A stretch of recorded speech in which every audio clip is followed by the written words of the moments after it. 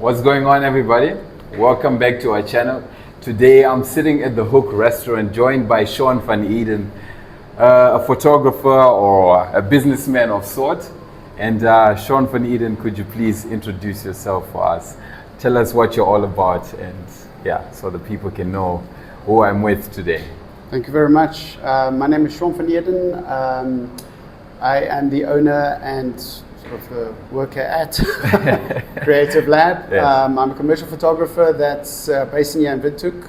I've been doing commercial photography and stroke videography now for going on 8 years. Mm-hmm. And been around the block a few times. 8 years. Yeah. That's a long time. What got you started? I actually was a graphic designer for many years, and when I came back, I worked here, went abroad, then I came back here again.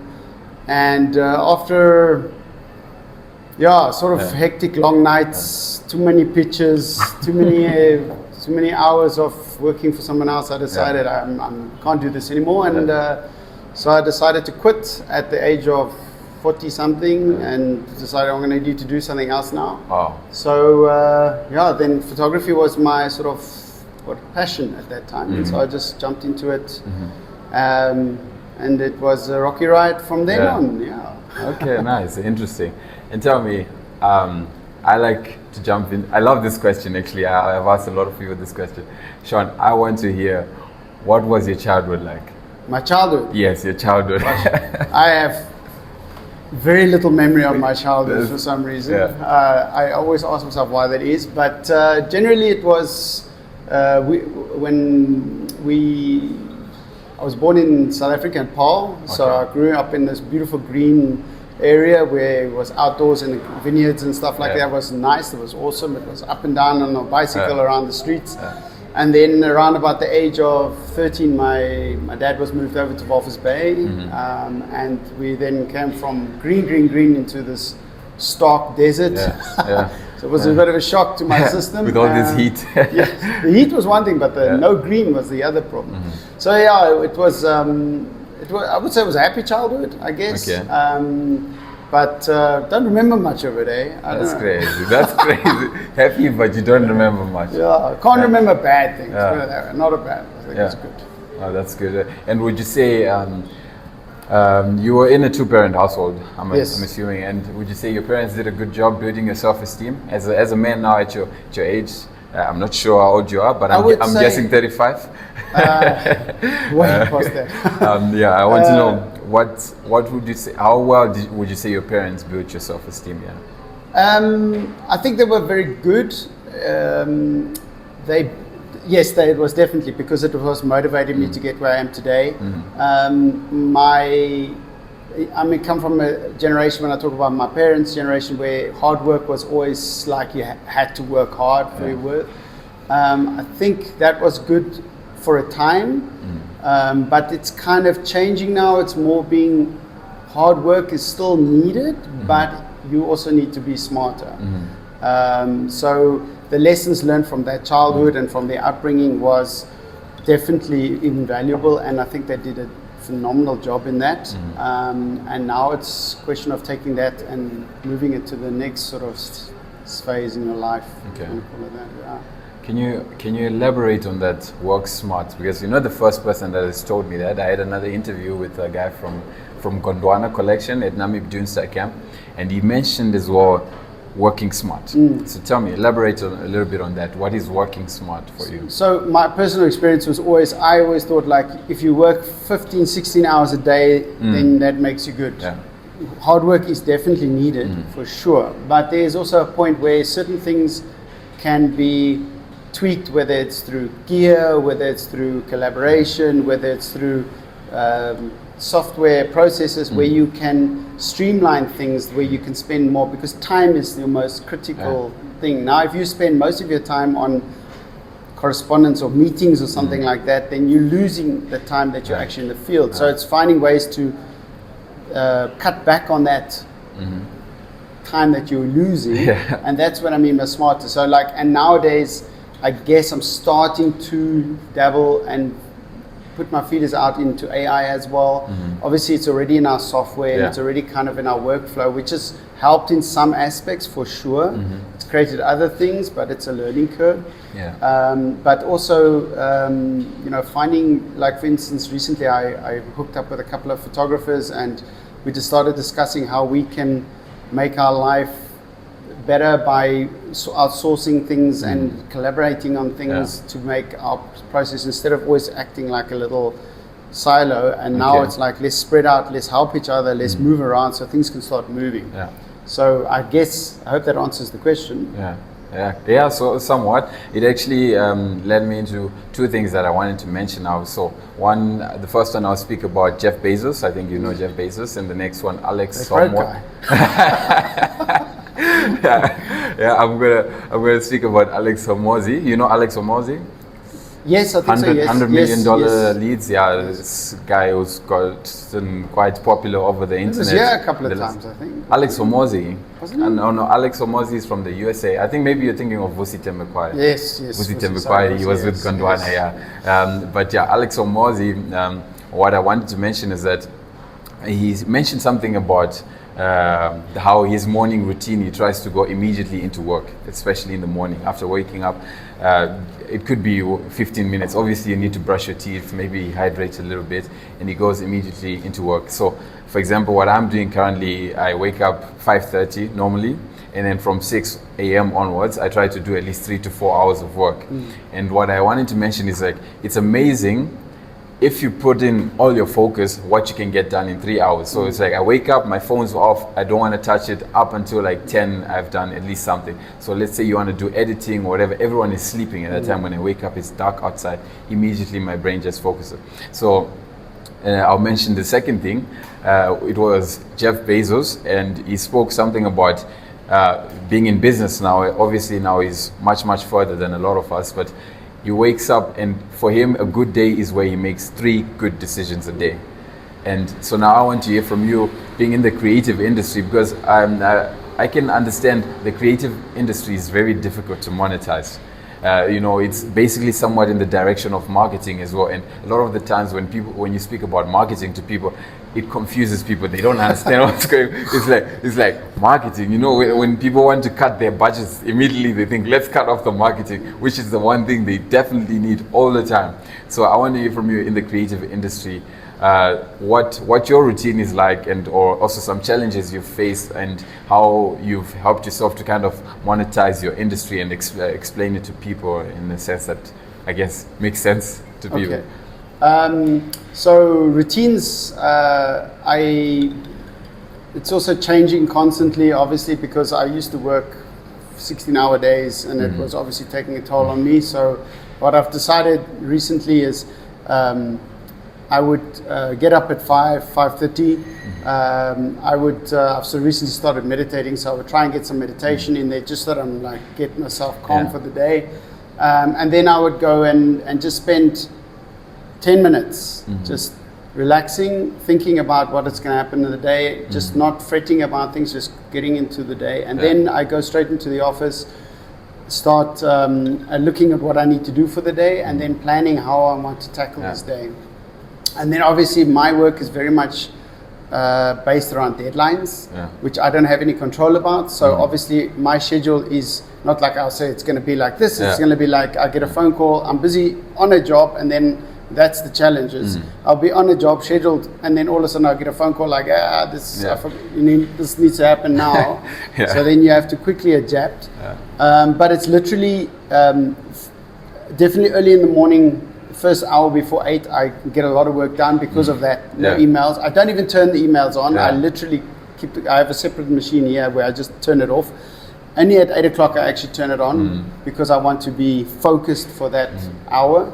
And then after that, it's literally just try and block focus the whole time, trying to do something without being disturbed, without checking mails, without doing WhatsApps. So you can get, because if you're busy editing or quoting, and then you're looking at a message, and then you're phone calling, and then day just passes by and you get nothing done. You feel tired and you're exhausted, and the day feels like what? Nothing happened. So you're not doing any cold showers or anything? Yeah, that in the night.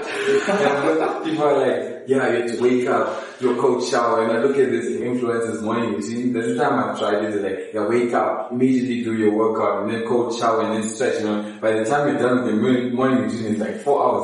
I haven't gotten anything done. No. So for me, it's like, okay, work, and then everything else can come.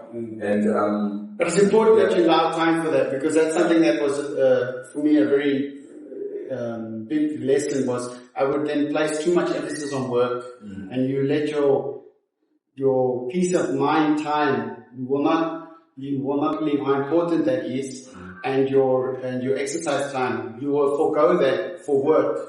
And then in the long run, you will be burnt out and exhausted, and then there's no help there, because you have to push work away to fix yourself. So it's important, very important. Okay. You work out as well? Not anymore. There was sort of a little bit of exercise in the morning, but I used to work out a lot. But then what happened with my work again was I would say to go have from 12 to 1, because that would be the quietest time to go to the gym. But then I'll be away for 3 weeks, or 2 weeks, or 1 week, and then my whole schedule is messed up. Then I come back, then I'm back in it again, and I'm there for 2 days, then I'm on a shoot again, then I'm back again, then I'm out.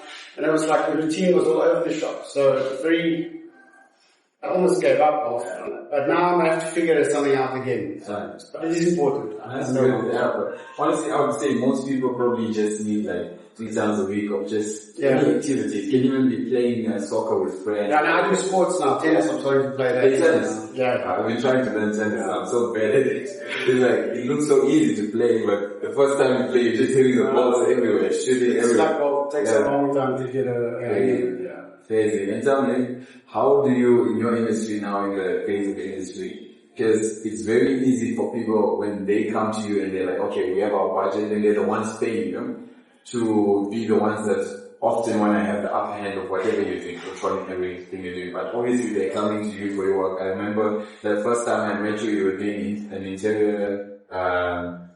interior shoot here in the Hope restaurant, architectural shoot. And so I can imagine also when clients come to you, they're the ones paying you, they're like, we want it this way and that way. And you coming as a professional, obviously, how do you maintain your upper hand? And would you say you also had a challenge with that, with clients always trying to control every little detail of your work, and what is in your way of really? So that is a good question, because that is it's not only a Namibian problem, but it's, I think, a global problem when it comes to creativity. In the beginning, it's tough. I won't lie to you, because you are, creativity is understated in its importance. Without creativity, there is nothing that's happening. So it needs creativity, but it's understated, it's underrated and understated. So when the creatives start out, they generally are overwhelmed by the big corporates or whatever the case may be, because what can you say? You can make pretty things, but what do you know about business? So they get overwhelmed, and the only way really to do that is to really work on your craft and get confidence in your craft and find your sweet spot inside you, where you can look at something and say, I'm happy with that.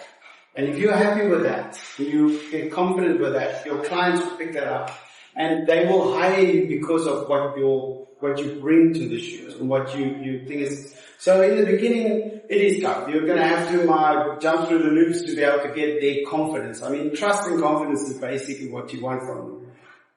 When you get to a point where, like now, I'm very fortunate, but it's taken years, is a client will call me and say, I want what you have, please bring it to the table. And then they want my input on the job. And then I'll say to them, guys, I think you should do it like this. But come to them and talk to them. Don't just stand there in the corner and say, I need this, and this. They say, why do you need that? What are you trying to do? And that questioning will understand their angle. And then your job is to figure out how you're going to solve that. Look, they have a problem. That's it. They have a problem and they need a solution. And you are the solution. So you need to figure out what that problem is. And by asking them questions, I think you gain their trust, and you see, and you show them that you're interested, and therefore you will have an opinion. There will always be clients that are just I have something that needs done, just get there. You will have that. It's like The way I see it is a lot of your clients are people that work for someone. And they have got their plate full. Yeah. They are trying to shift their workload, must in, out. So you are there to sometimes solve that problem for them. And if you can help them solve that problem, then they will trust you in the next shoot. And then their confidence, and they will listen to your work because it solved something. Yeah. But that doesn't come easily. It's working at your craft, putting it out there, showing people, this is what I did, this is what I did. Yeah. This did this. And again, constantly affirming that. Yeah. Is that sense? Yeah, it makes a lot of sense. But it takes time. It's trust. It really is trust. You still get bulldozed by, I still get bulldozed by big brands. But at the end of the day, it's like you came to me. If I'm pitching a job to you, then it's different. If they come to me for a reason. And then you already kind of have the upper hand because they came to you for a reason. So then you can kind of say, well, this is how I would do it. What do you need? Okay. And tell me, now that you've mentioned all this, so would you agree that the industry you're in is the marketing industry? Or would you? It's an element of it, yes, for sure. Yeah. So would you agree with me as well if I say it is a part of marketing, but it is not marketing altogether? No. Because an issue I've had with clients that, for example, let's say they want social media services, right? And then immediately to them, that's all of their marketing. And so they hire you, and then immediately they want to make you the all-around guy. It's like, we need a campaign for this. We want someone to stand at the robots and give out flyers. And I'm like, no. Yeah. And normally I've noticed it usually happens with the people that are also not well understanding of their business, and they're usually kind of like, I don't want to be rude, but cheap clients. And I think you probably had something. No, sure. You have certain clients that you try to avoid, and certain clients are like, okay, I can work with, in terms of like, I can understand that obviously it's a business, you still negotiate, but everything is open to negotiation, but what's your extent? I would, in the sense of that there's always been, Namibia is also very unique. We had a conference of the Sony the other day, and the guy from the ambassador was here, and I asked him really heavy questions, and he seemed to pick up the energy here of this place was, Namibia is challenged when it comes to that type of thinking, because the market is relatively small, and the clients are relatively also are doing the same thing over and over. Whereas overseas, they're constantly being challenged. Like if you're not at the top of your game, you're out. The next guy's in. Namibia is a little bit different, so it's a bit more challenging for us. So it's not that I avoid clients, but you definitely say this is my limits. So be upfront with them. Okay. Like saying, okay, I need you for my marketing. It's like, okay, what is that? What is your expectation? What do you mean by marketing? Yes. Now I need you to do this, this, and this. It's okay. That's not my remit, and that's not. I can help you, but this is what I will do. So it's a very much communication from the get-go. And yes, you better be upfront with these guys from the get-go, because if you don't, you will be bitten. Yeah. It will come around to bite you. And sadly, you are not there to defend your name when it goes wrong. Sadly. So, and usually the cheap clients will be the ones who will give you the most problems. I've had places, and the most work. So and because marketing is such a varied thing, what I do is an element of marketing. So I add to those. So the campaign would be, I need images for this, or I need videos for this, or I need this for this. Then it's a part of the campaign. It's not the marketing. That's a broad thing. So it is very much about being upfront, and this is how it is. This is how you should do it. This is how I advise. If they decide to go a different way, then you're like, it's cool. Then I'd rather step out, or you say, well, I'll just do this part. But make sure you're upfront and don't assume anything. Keep the communication going. Communication is key. Okay, but when I think about it as well, I mean, you're definitely an entrepreneur as well, right? They have to be. If you're but you probably had a point where you started as well, and you're like, I just need to keep on moving with as minimal equipment with this minimal equipment that I have to try to get things done. Yeah. And at some point I could say you're probably a cheap client to some as well, in that sense. And now it makes me think, because they're also in the start of their entrepreneurship journey. Now, you know, that entrepreneurship mindset, and it still kind of is important to try to excrete, I guess, every possible value you can get out of every dollar, right? Yeah. When you're starting in the beginning.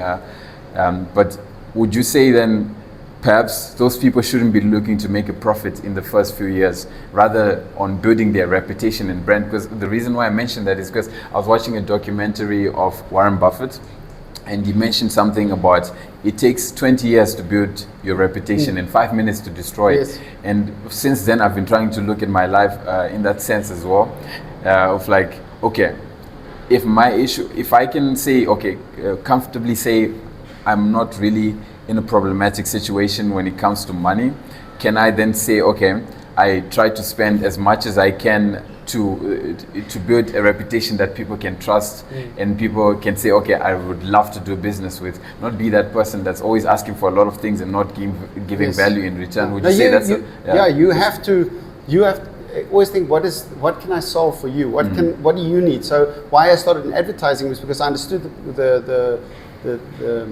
requirements, because I was on that side of the fence. Yeah. So when a client came to the agency and said we need to do this campaign, they want to up their sales, they want to change perception, they want to, whatever the case may be. So I know they have a reason for doing it. They're not just making pretty things. There's a reason for this, and now your job is to find out what that reason is, and you need to solve their problem. And how you do it is by getting them to trust you and seeing that you are capable of helping them. And that's why you must work on your, like you said, go in, do pitches, go and put yourself forward, get gear that will get you to the next level, not buy stuff and buy and then you sit there because I've got the biggest and greatest camera, but you build your skill, build your the way you communicate, an understanding of the client. So I think if I'm understanding you correctly, is like you literally have to. It's a long-term game. It's not like you're going to go out there. The struggle that like most of the guys will have now is they don't understand that you need to start pricing. What they do is they come out, they get themselves a camera, and then they go, okay, this cost me 20,000. I'm going to now work out $100 an hour for a shoot, and if I do 20 shoots, I'll pay the camera off. It's like, yeah, but dude, how did you get there? You ate, right? Who paid for your clothes? Where do you stay? So you have to start thinking like, oh, that also needs to be included in that. And then it's like a question of like, okay, but now that's just covering your cost. Now you still have to, so you have to start thinking a little bit bigger because you need to be sustainable. And the only way, if you're in the market for a long time, it's because you have figured out how you can sustain yourself. And the reason why I can say it is because you're solving problems for your client. And you're working on, you're managing to get your portfolio. I wouldn't go out there and just go crazy, but definitely, if, like for instance yourself now approaching me, that was like you're now taking your time to help and build your brand. So that's good. This is the type of stuff that you have to do also when you start out. And I hope I can do something for you in return. No problem. I really appreciate it if I didn't say. And so while you're on the topic of being a beginner, trying to build your brand and everything, I mean, I've got two guys sitting here with me on the team, and I want to know someone that's starting out. Is the camera off?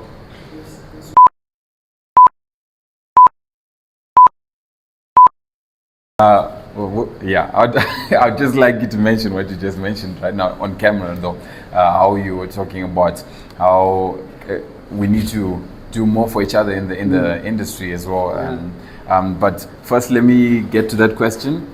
What I wanted to ask is that I have two people with me on the team right now, and we are filming, and they're getting into the creative industry. And what I like is for my audience to also pick on something that they can learn, also take some steps from every video that I make where they can say immediately once they leave, they can go try this definitely. So let's say we're starting from zero. We've got young guys, they want to get in the creative industry. Let's speak mainly on videography, photography, or advertisement, which is something that you're into. what are some steps you'd say they should definitely take, the first things they should focus on? They're starting from zero, no gear, no nothing, or maybe you've got gear but you're starting now from zero, you want to learn the industry on its own. What are the first steps you would take if you had to start all over again? Definitely understand where you want to go, what you want to do. Okay. So it's not that you're going to know where you're going to go, but definitely at least look and focus. So if you're interested in photography, stroke, advertising, go and look what is happening in the market. What are the guys doing? What is happening? So that you kind of like already know. You can, by looking what is going on, you can try and formulate how to get there. But if you just start and I'm going to be the next, miracle. I'm an undiscovered diamond. I'm just going to do my thing. It's not going to work out. So you still need to learn from the people that have gone before you. Not necessarily do what they do, but learn from them. So I would definitely spend, and that's what I did. I spent a lot of time studying, in the sense of, nowadays it's fantastic because you've got YouTube, you've got Udemy, you've got skills, there's podcasts, there's so many elements out there now where you can learn. So I would say the first thing is literally sit down and learn your craft. Learn, even before you pick a camera up, understand what is it that you would want to do, and then figure out how to get there. Because if you just start at I'm going to become a this, and you don't figure out how to get there, you're going to get despondent, you're going to fall flat, I don't know how many times. So I would say, literally go look into your craft, then then break it down step by step and practice and practice and practice and practice and be hungry. You're hungry, that's why you're doing this. So you're already starting out there. I also didn't have breakfast today. Yeah. So. And then, so you're starting out there and you want to get there, but now you're asking questions, you're trying to learning. You're asking from people that have gone before you and said, how did you do this? And that's what's very important about our industry. We have to start sharing that knowledge with people and helping people out to pick the entire, specifically in Namibia, to pick it up. And that just bring the level up. Because we got talent here. We've got some serious talent here. It's just we're getting lost because we're in Namibia. It's like, you're Namibia. Now what can you do? And then you show them what you can do and you're like, oh wow, I didn't realize it was there. It's like, no, you just knocked us down. But we need to pick each other up through sharing and through talking and through learning. Yeah. Does that answer your question? No, definitely. Okay. It's right on point. I think one thing I'd like to mention is that I was having a conversation with, his name is Jerry Chikambi. He's also a businessman that I had a video with, an interview with earlier. And we're speaking about the population of Namibia. And normally I've always looked at like, we're 2.5 million people. It's not a lot. He said, I always tell people we are 2.5 million people in Namibia. That's a lot. And I was like thinking about it. I was like, okay, these are two different perspectives. One already puts me in a position where I'm defensive and I don't look for the opportunities. And then I realized also that even though we're 2.5 million people, if we really think about the customers of our businesses, everything that we're doing currently lately, most of it is within the 500,000 people that are in Windhoek.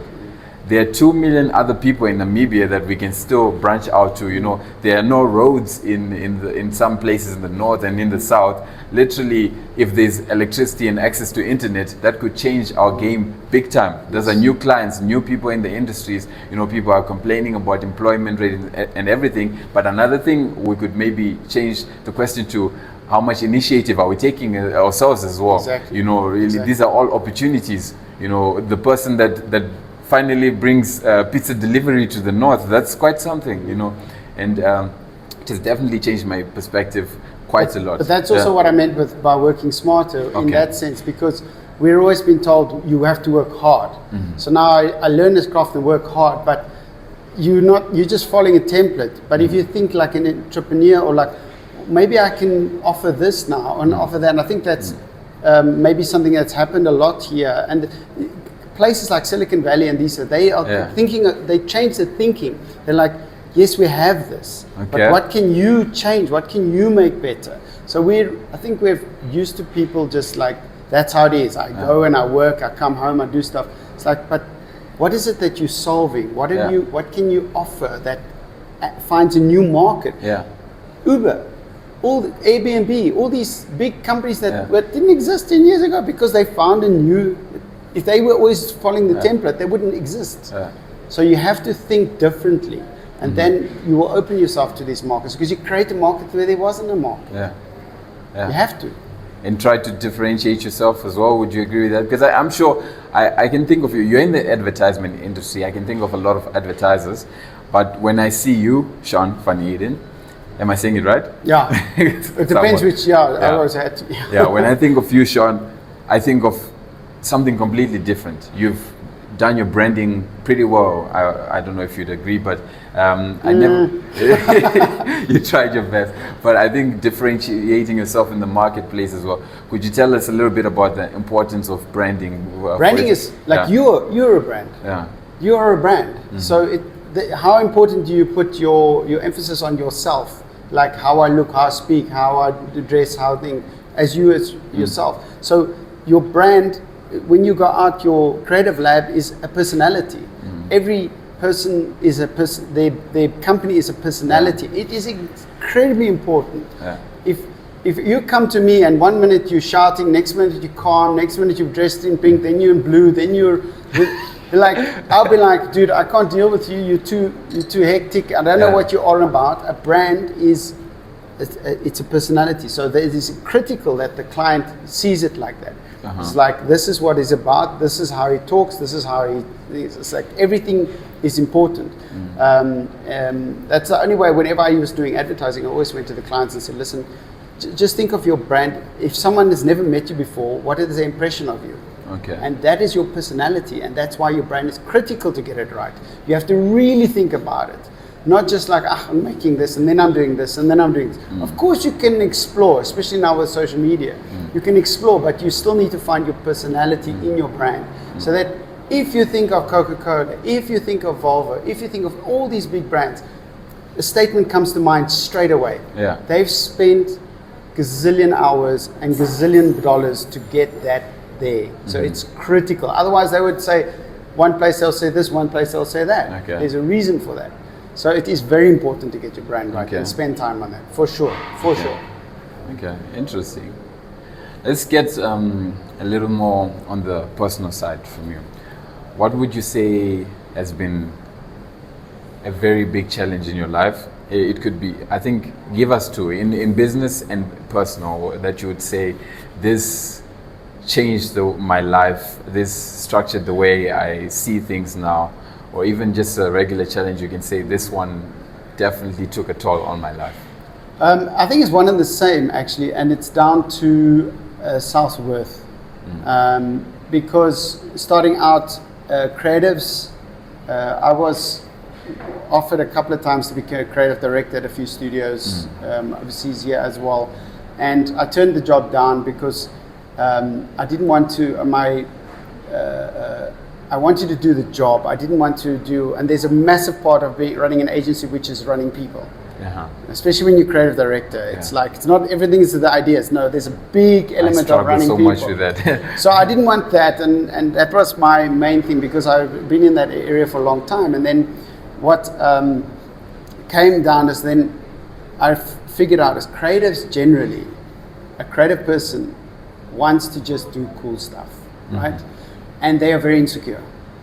It's not. They're either very vain, but it's the guys are agreeing. Yeah, very insecure, and you can easily be bullied. That's why you come back to your question earlier. They can easily be bullied by clients. It's like, I don't like that. And you're like, oh, so sorry. It's like, so your self-worth was being pounded the whole time. And when you work, the type of work I do is in the commercial space. There's no lovey-dovey, I love you type of your stuff. It works amazing. It's get stuff done. I nearly swore there now. Get stuff done. That's all they're interested in. I want quality and I want it done. I don't want to come and massage your personality or ego. And that made me burn out in the sense that I felt my worth was not, I'm not getting this recognition. And that was very much made me work harder because now I have to be seen. I have to be seen. I have to be seen. And then when you work harder, your private life suffers because you're focusing only on work and not on your private life. So you're not finding the balance. And eventually I got to a point where, I will be honest with you, up until a few years ago, I would take a picture and there is almost no pictures that I took that I can say I really like. Like literally, I would come back from a shoot. My wife would always say, "How's it going? How did it go?" Didn't the lighting? This. I was always moaning. That's crazy. Because I didn't feel worth it. I didn't think my work was any good. And then eventually I was like, "Dude, you're doing this to yourself." And then I started saying, "No, it's not the best, but I'm okay with this now." Yeah. And that changed my perception totally. And then I think the clients picked up on that too. I hope the clients picking up, but they also say, "Okay, this guy's not seeing his worth," and he's kind of. So definitely finding your worth. Yes, you're not going to be the best, but be okay with that. But be willing to be even better. But finding your worth will sort you out in your business and in your personal life. Okay. And definitely finding that and say like, "Hey, I'm cool with this." Okay. So you're almost like a Van Gogh or Leonardo da Vinci. Not quite. I mean it in the sense of like, because if we really think about it, how many pieces of art do we remember from these two guys? It's like you could think of less than 20, not even 10. Most people will probably know only one or two. But if you really think about it, these guys, between the two of them, they've made thousands of art pieces between the two of them. And the only popular ones are, you could think of the Mona Lisa, such things.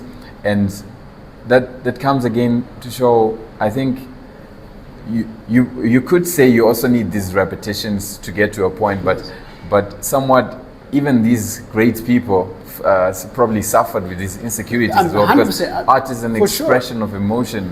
It's like when you take a picture of someone. But that's why the creatives suffer, because it is an emotional thing. It is something you're doing with passion, right? It depends what your motive is, but generally you're in the sphere because you saw something and it was amazing and you were inspired by it, or you want to inspire people. Yeah. Right? You want someone to look at you and say, "Oh, that's whatever your motive is." Money is but also a part of it, but not the major thing.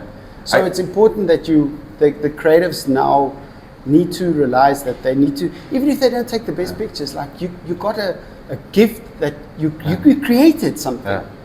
But now it's like someone tells you it's not, and then you're like, "Okay, I suck, I'm terrible, I'm bad." No, and then it just goes.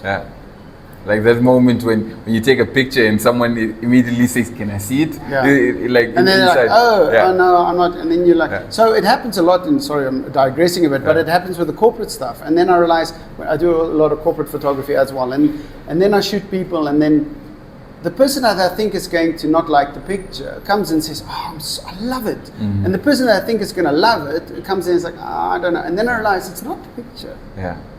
It's the person sitting on that side's inside, how they feel about themselves. And then your job is to sort of say, "Listen, I love it. It's good. It's cool." And then they're like, "Okay." You're almost like stroking their ego. But I realize it's a lot to do with that. It's a lot to do with that. Interesting. Is on the topic of learning as well, because I want to pick on some more stuff. Let's say, is there some sort of like tactics that people can definitely pick on, also in their personal lives, that can help them get to a point where they're comfortable with their work? Because I think this is something a lot of people struggle with, maybe not in the creative industry only, also I could say maybe people trying to get in different industries, something that's very close to their hearts, getting when people comment negatively on it. So what would you say are some things that have helped you, work on that esteem of yours in the industry of creativeness? Well, I don't think I've ever mastered it, because when someone's nasty, you're still like, "What the hell? Why is this?" But I think you need to, and that's been my mission over the last few years, is try and look at yourself and inside, because if you're cool in there, then everything else is going to be okay. Then you can bring the thunderstorm. It's fine. You'll manage. So very much focus on what your worth is, because if you're trying to live up to someone else's expectations, or someone put it in very simple, in 2 generations, no one's going to remember it, even whoever. Steve Jobs, 2-3 generations from now, most people are like, they'll remember the technique, but they're not going to remember him. And look what he did to the world. So your life is so short. And if you really put it in scheme, you're going to just if you keep worrying what other people say, it's still very much a learning process. Don't worry, I'm not mastered it by a long shot. But you have to get your core sorted out. You have to find, and that doesn't mean you be arrogant. It doesn't mean you have to be, this and that. Just humble, still be humble, but you need to sort your inner plumbing out and your inner peace out, because then you can go out and you can handle that stuff. It's still not nice. So definitely work on yourself. Definitely, because you can be the best photographer or the videographer or whatever, but if you're broken inside, then you're going to not, what joy are you going to get out of it? But if you're cool with yourself, which is a master in itself, then hey, you're going to love everything you do. And people, you know how you hang around with people that make you, give you, they're just full of energy. Well, then it's taking it from me, they got it inside, and you want to be around those people. And that'll be that videographer and that photographer and that creative. You just want to work with them, I want to be with them. They're so cool to be around and enjoy them. Business person, whatever, personality will be the same, in my opinion. Would you agree with me if I said more people are scared of rejection than they are scared of dying, actually? Yes. It is dying in a way, because they're like, oh, they're not going to like me and not going to like me. And so when you post something on the media, it's also, it's like you get, how many times you get, oh, it's amazing, it's lovely, lovely. You're like, oh, that's okay. And then someone goes, oh, my word, terrible lighting. And then you're like, whole day is ruined. But they're like, what about all the people that said that was great? You're only worried about this one person who's having probably a bad day somewhere and bumped their toe and dropped their camera or whatever, and now they're grumpy and they're just venting on you. Wow. So it is difficult. It is really difficult. Yeah, I've definitely learned a lot. Ariel, as we come closer to the end, I'd definitely love to keep going, but we have to finish. We have to go eat. We have to go do other things. I have this tradition where whenever I have a guest, they have to leave one question for the next guest. So I'm going to give you a question, but while you answer that, I would appreciate it if you could think of something that you would like to ask the next guest. And your question that was left by the previous guest is something a bit more personal, involving the boy child. Their question was, what are you currently doing for the male role in this world of today? And it's more associated with the mental health, with how they explained it as women in general are given a lot of attention in terms of their mental health, their well-being, but the male child not so often. And what initiative will you do, and what do you think is a path we should take to promote this kind of safe environment for the boy child? I'm sure you've probably experienced challenges in your emotional state as well, growing up, being a man. A lot of things you're taught, okay, be a man about it.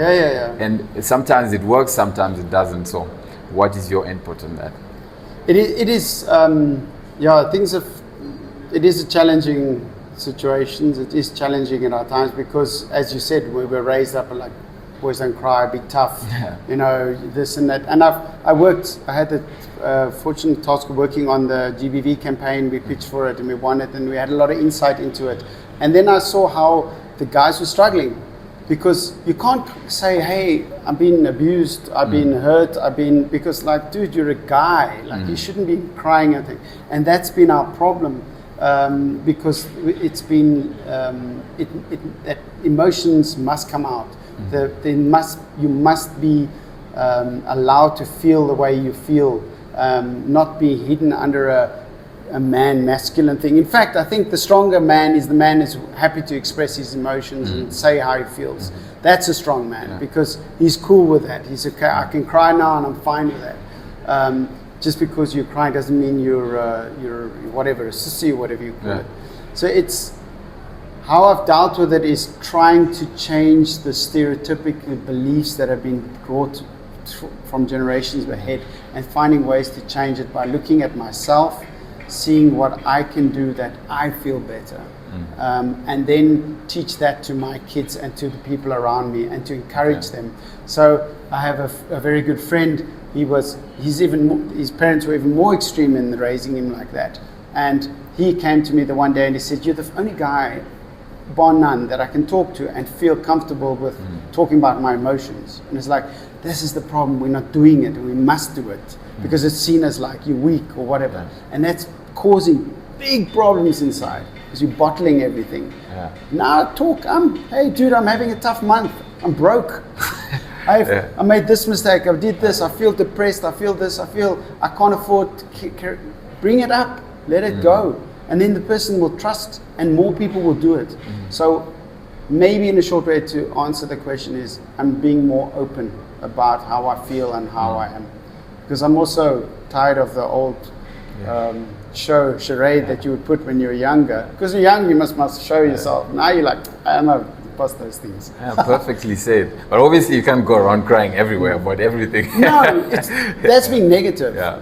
I'm talking about dealing with stuff. Okay. And if it's getting to you and it's too much, you go and get help. You speak to someone. Okay. I don't mean about I am crying and I'm just going to cry about this. It's not about bitching and moaning. It's about helping, getting help, talking to your buddies, opening up, because they probably want to do it too.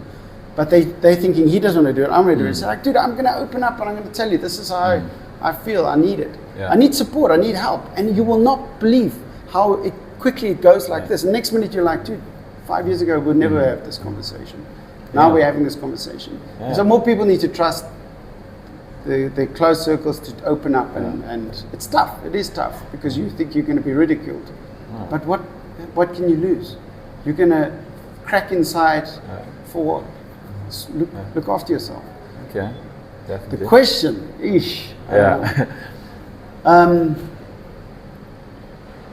really don't know. I would say maybe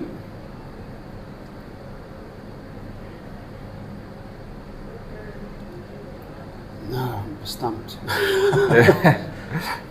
I don't want to do it necessarily specific for the industry. It's like, maybe what is it that you are doing that is going to help your fellow person in their journey and in your journey? Okay. In the sense of not just your career, but as in, so if I can help you with your mental issue, so it's an issue, but in your mental situation, because there's something that's bothering you, what is it that you're doing to take those steps? Yeah. How would you encourage other people? Because now you brought that up, it's interesting. How will we get there? Yeah. How will we help each other to get there? Yeah. Hope that helps. As I like to say, we're all Africans. We're all one. We're all from Africa. And also just in general, and bigger. I was grown up in an Afrikaans family, and it was very much like, you don't cry, be tough, you this type of thing. And now you're realizing that stuff doesn't. You know it's not working. You know it's not working. It takes a toll on you. It takes a toll on you, and you're putting up a brave face, but deep inside, when you're alone with yourself, you're not a happy camper. And you start, no, something must change. Okay. You have to challenge those beliefs. You have to challenge those thinguses and say, hey, I want to be better. I want to be better. Okay. Great. Perfect. So your question is, what are you doing for your fellow person? Yes. To for help you us, and for your fellow person. Okay. For yourself and for your fellow person. To make everything better. To make everything better. All right. We'll end on that. It's a very good point to end on. Yeah, something to think about. And I really appreciate the time you've given us, Shawn. Thank you for the opportunity. And, I hope in some future we can definitely do this again or have a relationship going. I think there's a lot of things I've learned as well, and I think I can learn a lot from you, and I really appreciate it. And thanks to the viewers as well for watching. Any message you want to leave as we close off? I think like what we spoke about is just, especially the creatives, definitely don't see yourselves as individuals. Reach out to the guys that are in your same, and don't see them as competition, see them as your colleagues. Learn from them, collaborate, talk to them, because by communicating and by networking, you will raise the game for yourself and for them. So don't. I made that mistake many years ago of siloing. It's me. But now what I've done is I found a group of people that I work with, and we tap into each other, and it's so inspirational just to feel like I'm not alone. Because when I sat around with other colleagues, even now, and you start talking about the problems you have, you think, it's just me. They've got to figure it out. They don't. They don't. So they're in the same field as you. Strangely enough, they will be in the same mindset as you. You can help each other. So that I would say yes, do that. All right, perfect. Thank you everyone for watching. Please like, subscribe, share and comment. Let us know what you think about this video and what you also want to share with the people for yourself. Thank you very much, Shawn. Thank you for doing this. All right. Cheers. Appreciate it. All right.